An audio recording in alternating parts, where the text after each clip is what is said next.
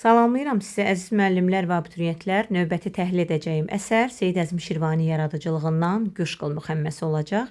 Əsərin forma və janr xüsusiyyətləri ilə bağlı mühüm məqamları qeyd edim, daha sonra keçək əsərin təhlilinə. Əsər əruz vəzninin rəməl bəhrində yazılıb, müxəmməs janrındadır. Şeirdə alınma sözlər çoxluq təşkil edir. Bütün bunlara baxmayaraq, çağdaş oxucu bu əsəri maraqla oxuyur və məzmunu barədə aydın təsəvvür qazana bilir. Keçək əsərin təhlilinə. Əsər özü deməli müraciətlə başlanır. Özünü işlərin bilicisi sanan insana müraciətlə başlanır. Güşqıl, güşqıl sözünün mənası qulaq as deməkdir. Güşqıl, qulaq as. Ey ki bilirsən özünü vaqifikar, özünü işlərin bilicisi sanan insan. Ey ki bilirsən özünü vaqifikar, özünü işlərin bilicisi sanan insan, qulaq as. Agah ol gör ki, nədir naləyi ney, nəğməyi tar. Agah ol gör ki, neyin naləsi, tarın nəğməsi nədir? Nədir ol xüşk olan çubdə bu naləyi zar, ki sədasından onun qarət olur səbr qərar. Açma sən pərdəni, hər pərdədə var 100 əsrar.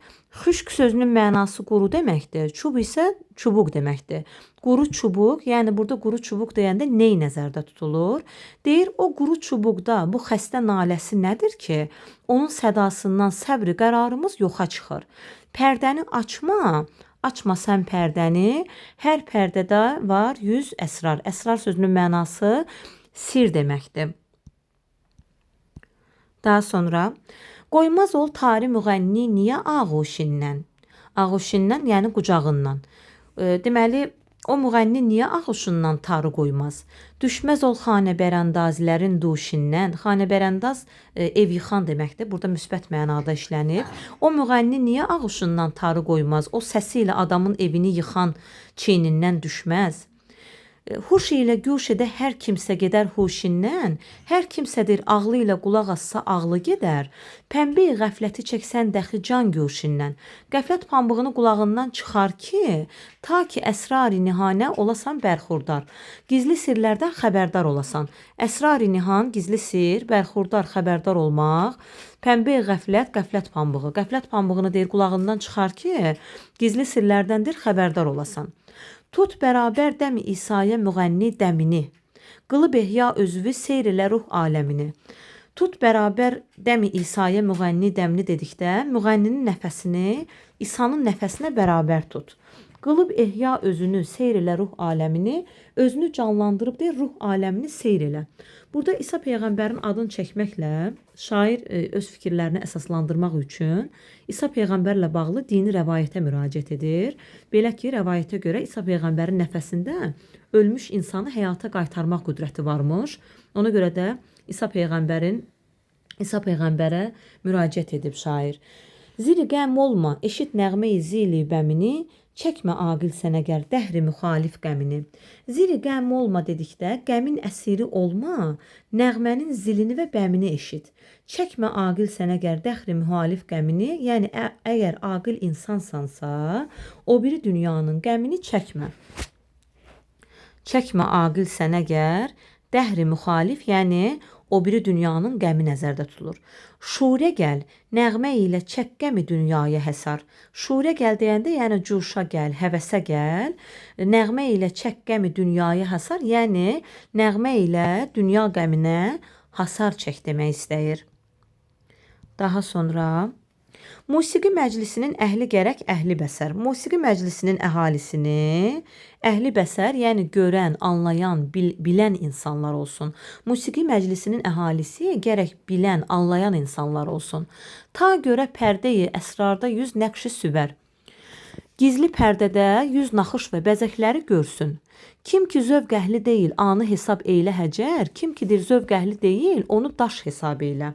Kim ki zövq əhli deyil, anı hesab eylə həcər. Həcər sözünün mənası daş deməkdir.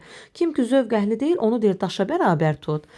Ləhni Davud eləməz növ-i cəmadəti əsər. Növ-i cəmadət cansız əşyalar deməkdir. Ləhni Davud da Davud Peyğəmbərin səsi nəzərdə tutulur. Deyir Davudun təsirli səsi də cansız əşyalara əsər eləməz, təsir eləməz. Davud Peyğəmbərin səsi o qədər gözəl imiş ki, quşlar, heyvanlar ona heyran qalarlarmış. İki məqamda, bir İsa Peyğəmbər, bir də Davud Peyğəmbərin iki məqamda Peyğəmbər adından istifadə etmişdir. Məni ərbabı edər güc sıxən, ey huşyar. Ey huşyar deyərək burada müraciət etmişdir. Deməli, huşyar sözünün mənası dərrakəli insan deməkdir. Deyir, ey dərrakəli insan deyir. Məni ərbabı edər güc sıxən. Mənalı söz eşitmək insanı böyük edər deyir. 3 məqamda sonda da görürük. Zahida, Tanrıya bax, məclisi ürfandır bu. Ey zahid deyir. Tanrıya bax, bu dərk edənlər məclisidir. Zahida. Tari əsbabi mənahi demə, böhtandır bu. Tarı deyir, qadağan olunmuş alət demə deyir. Bu böhtandır. Əsbabi mənahi demə. Qadağan olunmuş alət demə deyir. Meyi gör, saqıya bax, kövsər qılmandır bu. Meyi gör, şərabı gör, şərab paylayanlara bax. Bu cənnətdəki bulaq və xidmət edənlərdir. Kövsər qılmandır bu. Meydə haqq nurunu gör, səhvinə qıl istiğfar. Deyir, şərabda deyir, haqq nurunu gör və səhvinə görə üzr istəm. Cümləsi bu, deməli unutdum. Cümləsi pərtöv rüxsari sübhandır bu. Bunlar deyir, hamısı deyir, alqışlanmalı üzün işığıdır. Pərtöv rüxsari sübhan sözünün mənası alqışlanmalı üzün işığı deməkdir. Deməli, şair 3 məqamda xitabdan istifadə etmişdir. Birinci misradadır. Baxın, qeyd edək. Birinci misrada ey özünü işlərin bilicisi sanan insan. Baxın, bu məqamda xitabdan istifadə edir. Deyir, qulaq as, ey özünü işlərin bilicisi sanan insan. Digər bir məqam, ey huşyar. Yəni, ey dərrakəli insan. Baxın, burada bədii xitabdan istifadə edir. Və sonda zahida, ey zahid, zahidə müraciət edərək bədii xitabdan istifadə etmişdir.